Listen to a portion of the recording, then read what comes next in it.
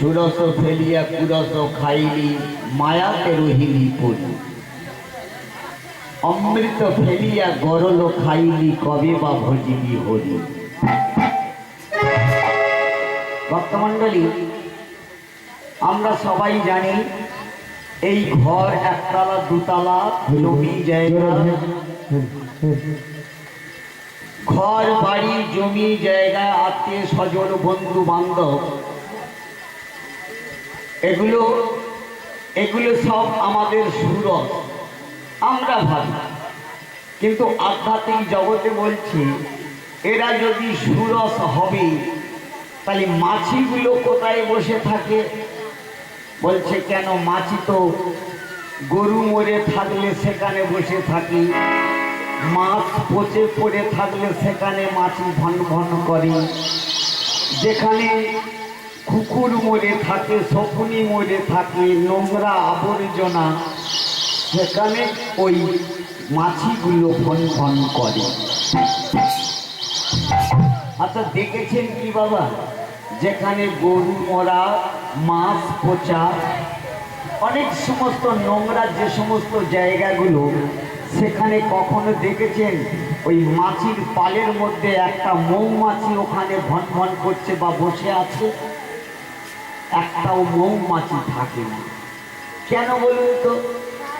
মাছি তো তাদের সম, কিন্তু মাছি যাত্রা সবসময় নোংরা জায়গায় ভালোবাসে, কিন্তু মৌমাছি ওরা কিন্তু এই নোংরা জায়গায় বসে না। এখন মৌমাছি বলছে, দেখো বন্ধু, তুমি তো আমাদের স্বজাতি, আমাদেরই বন্ধু, তোমরা মাছি, আমি মৌমাছি, তোমাদের যে কটাটা না আমার সেই কটাটা না, তোমার যা সুর আমার তাই সুর, তোমার যেমন হুল আছে আমারও তেমন হুল আছে, কিন্তু তোমরা ওই যে জায়গাটা ভনভন করছো ওখানে তো প্রচণ্ড গন্ধ, নোংরা আবর্জনা, ওখানে কেন বসে থাকো? আমাদের সঙ্গে উপরে এসো, আমরা তোমাকে পদ্মবনে নিয়ে যাব।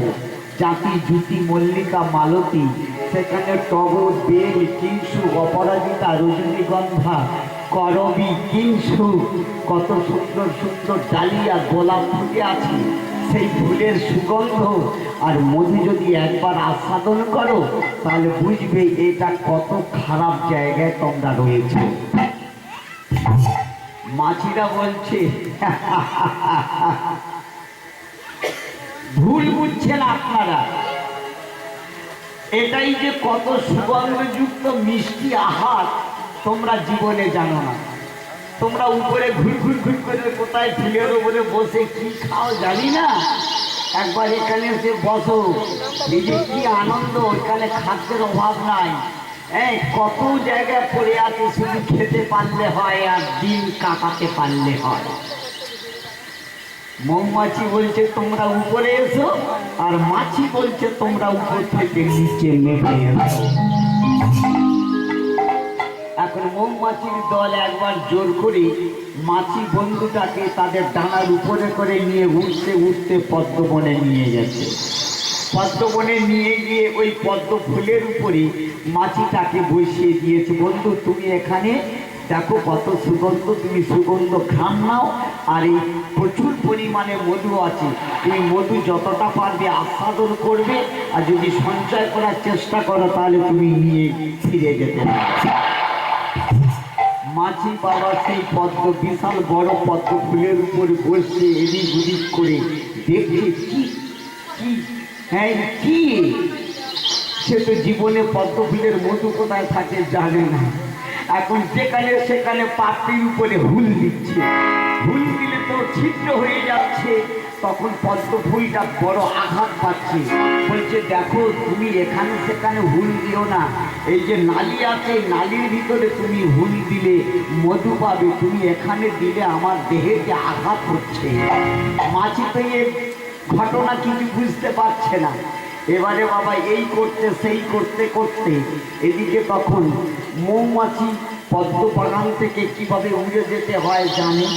পদ্ম ফুল সূর্য উঠলে ফোটে, আর সূর্য ডুবে যাওয়ার পরেই সাথে সাথে সূর্যের পাপড়ি, ওই যে পদ্মের পাপড়িগুলো সূর্যের কিরণ বন্ধ হয়ে গেলে ওরাও ওদের পাপড়ি বন্ধ হয়ে যায়। সূর্য ডোবার আগে বাবা পদ্ম ফুলের উপর দিয়ে মৌমাছিগুলো সব উড়ে চলে গেল। এখন মাছি তো পদ্ম ফুলের উপরে বসে এ পাপড়ি গায়ে ও পাপড়ি গায়ে হুল দিতে দিতে কোনো জায়গা জানে না কি খাবে, সে তো হুল ফুটিয়ে নোংরা পোতা দুর্গন্ধ খায়। কিন্তু এই সুন্দর মধু যে জায়গাটা আছে সেখানে তো হুল দিতে হবে, কিন্তু সেখানে ও তো দিতে জানে না। এখানে সেখানে দিতে দিতে একটু সূর্য যখন ডুবে যাবো যাবো ভাব হয়ে গেছে, বলছে অন্ধকার মতো হয়ে গেল কেন, হ্যাঁ দেখি বলে বাবা সব একটু উঠতে গেছে। এখন পদ্ম ফুলের পাশে পদ্ম ফুলের ডাঁটার গায়ে কাঁটা থাকে, ওই কাঁটার গায়ে লেগে বাম দিকের ডানাটা ছিটে চলে, বাম দিকের ডানাটা ছিটে পড়ে গেল। আজকে ডান দিকের ডানাটা আর তো ওড়ার মতো শক্তি তেমন নেই, তবু বলছে না আমি এসেছি যখন আমার বন্ধুরা এখানে দিয়ে গেছে, ওরা আসুক, ওদের সঙ্গে একসঙ্গে যাব। আমি এ রাস্তা জানি না, উপরের রাস্তা জানি না, আমি তো নিচের রাস্তা জানি, তো উপরের রাস্তা জানি না। যখন ওরা নিয়ে এসছে ওরা আসুক তবে যাব। বলতে বলতে বলতে গোমা আরেকটু যখন অন্ধকার হয়ে আসছে, আর পদ্ম ফুলের পাতাগুলো আগে এরকম চাপটা মতো হয়েছিল, এখন অন্ধকার মানে সূর্য ডুবে যাচ্ছে, তাই ধীরে ধীরে পাপড়িগুলো মুড়িয়ে আসছে। ও বলছে যে এমন হচ্ছে কেন, কেউ মনে হয় এইরকম, কিন্তু আমি যেখানে থাকতাম সব সময় তো সমান থাকতো, কিন্তু এরকম হবে কেন। ও আবার উঠতে গেছে, যেই আবার উঠতে গেছে বাবা ওই নালির গায়ে কাঁটা লেগে ডান দিকের যে ডানাটা ছিল সেটাও ছিটে গেছে। বাঁদিকের ডানা গেল আগে, ডান দিকের ডানাটা গেল তারপরে। দেখা গেল মাছিটার ওড়ার ক্ষমতা নাই, কিন্তু কোনো রকমে পা দিয়ে দিয়ে উপরে উঠতে গিয়ে দেখলো যে তখন সম্পূর্ণ অন্ধকার হয়ে গেছে, পদ্ম ফুলের পাপড়িগুলো পুরো একদম বন্ধ হয়ে গেছে, মুড়ে গেছে, তার ভিতরে আর অক্সিজেন নেই, হাওয়া নেই, মাছিটা ওখানে নিঃশ্বাস আটকেই মারা গেছে। মৌমাছির দল তারা নিয়ম জানে কিভাবে উড়ে বসতে হয় আর কখন ওখান থেকে উড়ে যেতে হয়। এই সংসারটা আমরা নোংরা জায়গায় বসে আছি, মাছির দল।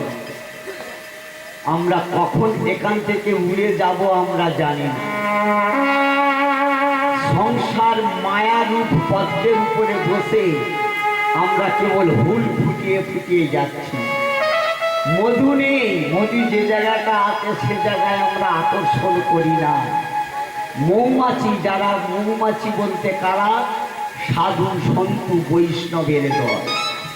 তারা এই সংসার পদ্ম থেকে কখন উড়ে যেতে হয়, কখন এই সংসার ত্যাগ করে বৃন্দাবনে চলে যেতে হয়, কখন সংসার ত্যাগ করে ঈশ্বর চরণে মতি গতি দিতে হয়, তারা ঠিক জানে। তাই প্রথমে ব্রহ্মচর্য, তারপরে গার্হস্থ, তারপরে বানপ্রস্থ থেকে সাধু সন্তু মানুষরা ধীরে ধীরে সংসার ত্যাগ করে তীর্থ ভ্রমণের দিকে অগ্রসর হয়। কিন্তু আমরা যারা নোংরা, তারা ওই নোংরা জায়গাটা মাছির দল, আমরা ওখানে চেপে বসে আছি। দুটো ডানা আমাদের তো ছিটে গেছে, সে দুটো ডানা যদি না থাকে সংসার থেকে উড়ে যাওয়া যায় না মা। কোন ডানা? ডান দিকের ডানাটার নাম ভক্তি ডানা, আর বাঁ দিকের ডানাটার নাম হলো জ্ঞান ডানা।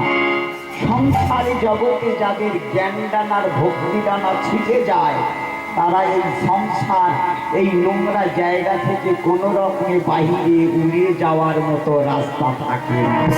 নিতাই গৌর হরি বল, হরি বল। যখন থাকি আছে তোরে এ চিত্ত আমার, আঘাত সে যে পরশ তব, সে তো পরশ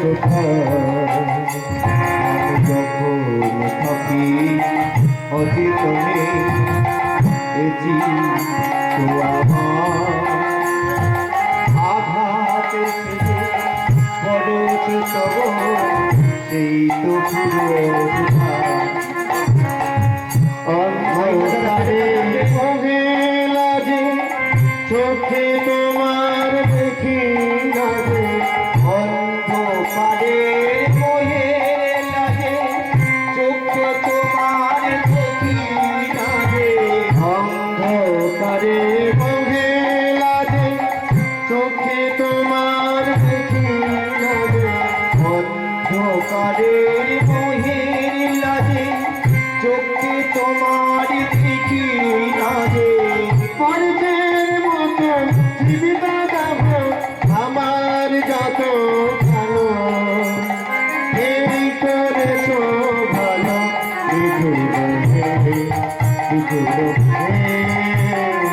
এই করেছ ভালো, এমনি করে হৃদয়ে জানো, এই করেছ ভালো, এই করেছ ভালো, এই করেছ ভালো।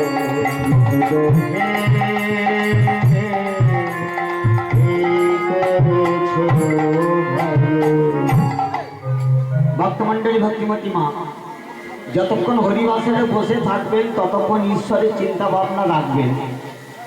কারণ আমার একটা খুঁতখুতো বৌমা হয় গো মা, তা আমার সেই খুঁতখুতো কাকার ছেলের সাথে, মানে খুঁতখুতো ভাইয়ের ছেলের সাথে বৌমাটির এত গণ্ডগোল, দিবারাতি ঝগড়াই হয়। এখন গান করে এক সপ্তাহ পরে বাড়িতে যাচ্ছি, সন্ধ্যাবেলায় যাচ্ছি, এমন সময় বৌমাটি হাতে একটা হাতকেন হাতে রয়েছে, অন্তর্গাত্র হাতকেনটা হাতে করে নিয়েছে, আর আমি একেবারে পুকুরে হাত পা ধুয়ে বাগান বাড়ির ভিতর দিয়ে বাড়ির ভিতরে যাচ্ছি।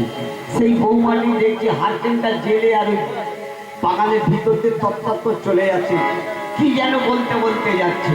আমি ও বৌমা, কি হয়েছে, কি হয়েছে, তুমি এমন করে কোথায় যাচ্ছ? বৌমাটি বলছে, বাবা আর তোমাদের সঙ্গে আমার সম্পর্ক নাই, তোমাদের সঙ্গে আমার সম্পর্ক চিরতরে শেষ করে দিলাম, আমি মরতে যাচ্ছি। আরে বাবা শোনো শোনো শোনো, তুমি মরতে যাচ্ছ, কি হয়েছে তোমার? না, আজ আমার হাতে দেখো, এই হাতে আমার দড়ি আছে, এই দড়ি আমি ওই বড় আম গাছটা ঝুলে আমি আমার মৃত্যুবরণ করবো। আরে বাবা সে তো ভালো, তা তুমি যদি মরো তার জন্য তোমার বাবা মা কাঁদবে, আমাদের ছেলে তোমার জন্য কাঁদবে নাকি? দরকার হলে আবার বিয়ে করবে, তা তুমি রাগারাগি করে গলায় দড়ি দিয়ে মরতে যাচ্ছ? বলে হ্যাঁ আমি গলায় দড়ি দিয়ে আজই মরবো। তা তুমি মরতে যাচ্ছ ঠিক আছে, হাত ট্রেনটা নিয়ে যাচ্ছ কেন? বলে হাত ট্রেনটা নিয়ে যাচ্ছি, পথ তো অন্ধকার, যদি পথে যেতে যেতে আমার সাপে কামড়ায়।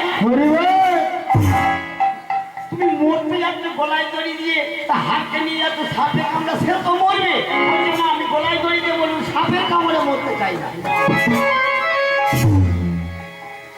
ভক্তমণ্ডলী, এই সংসারে এমন একটা জায়গায় আমরা দাঁড়িয়েছি, জয় রাধে জয় রাধে।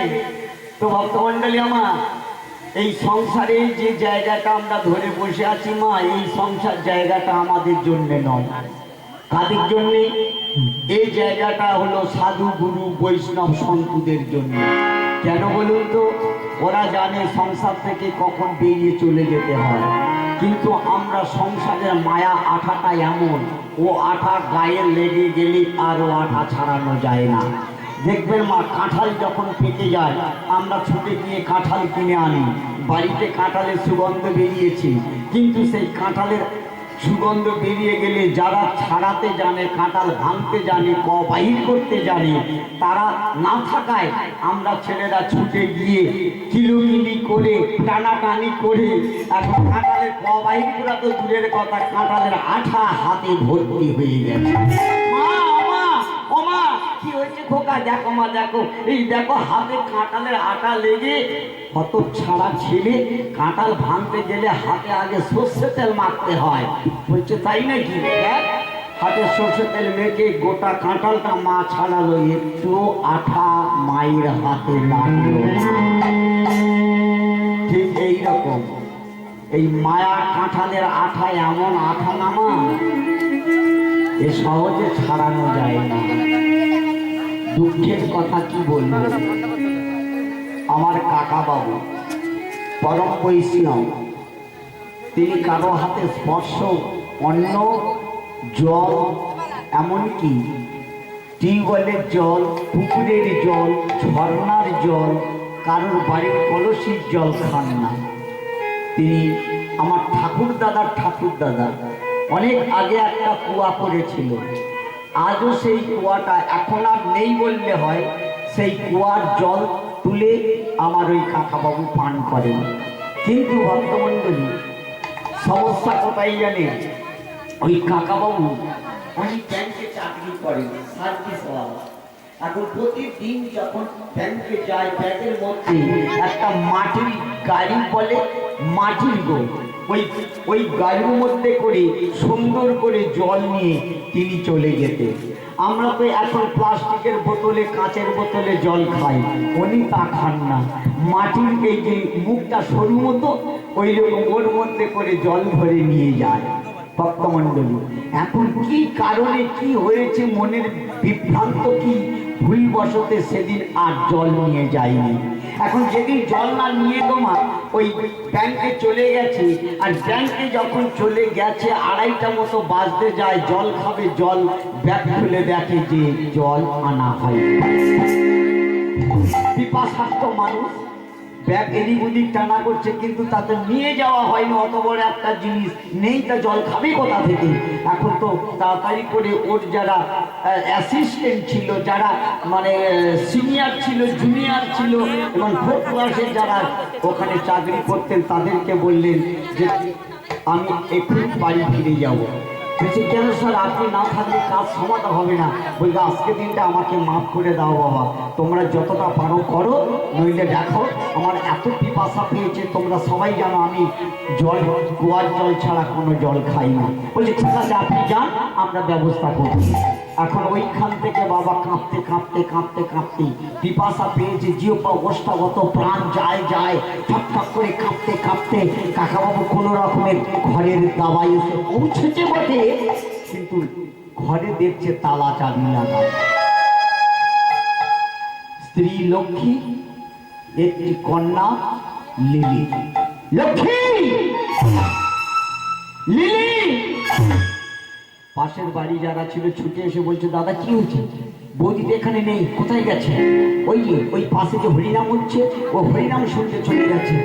হ্যাঁ, ঘরের চাবিটা ঠিক আছে কি? বলছে না, বলেছে যে কাকাবাবু এলে, তোমার দাদা এলে পাঠিয়ে দিও, ওই হরিনাম শুনতে যাবে। উনি তো হরিনাম প্রিয় মানুষ, কিন্তু আমারও ইচ্ছা হরিনাম শোনার, কিন্তু আমার তো বড় পিপাসা, বড় পিপাসা। দাদা আমি জল এনে দেবো? তোমরা তো জানো আমি কারো জল খাই না। হ্যাঁ হ্যাঁ, আমি কুয়া থেকে এনে দেবো। তুমি জল এনে দিলে সে জল আমি খাবো না, তাহলে তো আপনাকে নিজেই যেতে হবে। বলছে হ্যাঁ আমি আমি নিজে যাবো, হ্যাঁ আমি নিজেই যাবো। ভক্তমণ্ডলী তাড়াতাড়ি করে ব্যাগটা দাওয়ার উপরে রেখে এক পা করে ছুটতে ছুটতে ছুটতে চলেছে। যেতে যেতে ভক্তমণ্ডলী একদম কাছাকাছি পৌঁছে গেছে বিশাল একটা কুয়া। সেই কুয়ার কাছে গিয়ে দাঁড়িয়েছে, কিন্তু অতি পুরাতন কুয়া, অনেক আগেকার ইট গাঁথা, কত ইট সরে গেছে, কত ইট ফেটে গেছে। আর সেই কুয়ার ইটের ফাঁকে থেকে মা কিছু কিছু বৃক্ষ জন্মগ্রহণ করেছে, ডালপালা হয়ে গেছে, ও কিছুটা জায়গা শ্যাতলা ধরে গেছে। অন্য তো কেউ খায় না, ওই কেবল উনি ব্যবহার করে। এইবারে বলছে না না, দেরি করলে হবে না, এই তো কুয়াতে ভালো জল আছে, আর এই তো একটা বালতি আছে, তাতে একটা দড়ি বাঁধা আছে। তাড়াতাড়ি করে বালতিটা নিয়েছে, দড়িটা ধরে আস্তে আস্তে বালতিটা ছাড়ছে। ছাড়তে ছাড়তে তখন তো শরীরে প্রচণ্ড পিপাসা, ঠকঠক করে কাঁপছে। কাঁপতে কাঁপতে দড়িটা ছাড়তে ছাড়তে হঠাৎ বাবা তার পাটা ওই শ্যাতলা পড়েছিল, স্লিপ খেয়ে ওই কুয়ার মধ্যে পড়ে গেল। কাকাবু যখন কুয়ার মধ্যে পড়ে গেল, কিন্তু এমন একটা ঘটনা ঘটে গেল বাবা, এমন একটা ঘটনা ঘটে গেল, পা দুটো উপরে ডালে বেঁধে গেল, আর মাথা ভাই কুয়ার মধ্যে পড়ে গেল।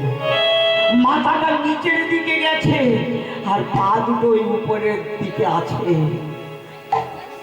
জল ছুঁইছি অবস্থা, কোন রকম দুটো আঙুল মনে নিচে দিলেই ইচ্ছা মতো জল পান করা যায়, কিন্তু শত চেষ্টা করছে পাটা ছাড়াবার জন্য, কিছুতেই পা ছাড়াতে পারছে না। অনেক চেষ্টা করলো, মৃত্যুর করাল ছাউনি তাকে হাত টানে দিচ্ছে। না না, আমার মৃত্যু, আমি আর বাঁচতে পারবো না। আমার স্ত্রী লক্ষ্মী, আমার কন্যা লিলি, লিলি লিলি রে,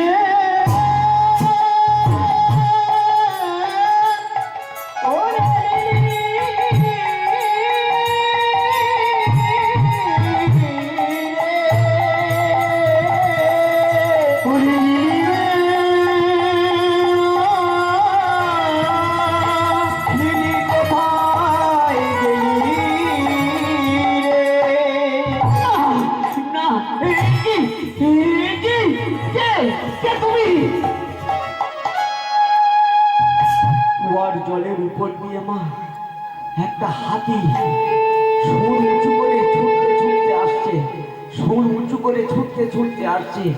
একটা সুর আমরা দেখেছি, একটা হাতির একটা সুর হয়, কিন্তু দেখলাম এই হাতিটার দুখানা সুর, দুখানা সুর দুদিকে ঘুরিয়ে ঘুরিয়ে পাক দিয়ে আসছে। আবার সেই জলের কুয়ার উপর দিয়ে আমরা হাতি দেখেছি 4টি পা, কিন্তু এই হাতিটার 12খানা পা, 12খানা পা ফেলে দুখানা সুর বড় বড় করে এক পা করে এগিয়ে আসছে। না না, আমি বাঁচতে চাই, আমি বাঁচতে চাই, আমাকে বাঁচতে দাও, বাঁচতে দাও।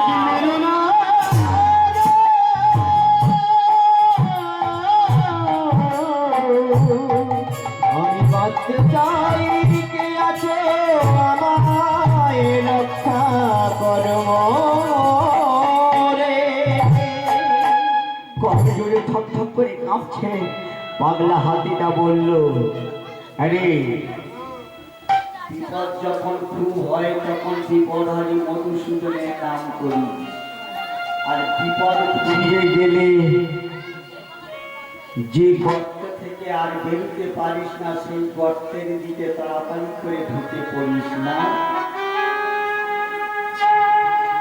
যখন খুব বিপদ আসে তখন আত্মীয় বন্ধু বান্ধব ফেল, ডাক্তার ফেল, ব্যাংকের টাকা ফেল, জমি জায়গা ঘর বাড়ি ফেল, ফেলোর বলছে যা খেতে চাই খাইয়ে দাও, আর হবে না। তখন ভাঙা রাধা মাধবের মন্দিরে এসে চোখের জল ফেলে তখনই তাকে মার্জনা করিস। আবার আমি যখন তোর বিপদ থেকে মুক্তি করে দিলাম, আর ওখানে কোনোদিন আর পা বাড়াস না। আমার টাকায় চাকরি পেলি, আমার সহযোগিতায় তুই বড় হলি, আর আমাকে ভুলে দিলি।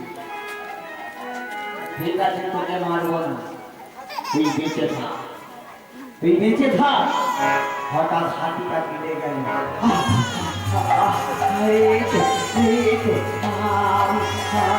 আমি বেঁচে যাবো, আমি নিশ্চয়ই বেঁচে যাবো। কি করে কুয়া থেকে উপরে উঠবো? কোন জায়গায় একটা থাকি নেই যে সেখান থেকে আমি উপরে থাকি নিয়ে উঠবো। পা দুটো তো উপরে ডালে বেঁধে গেছে, আমি তো পা দুটো ছাড়াতে পারছি না। হাল কোনো দিকে হাত দিয়ে ধরবো তা ধরতে পারছি না। ওই নিচে জল, আমি কোথায় যাবো, কি করবো?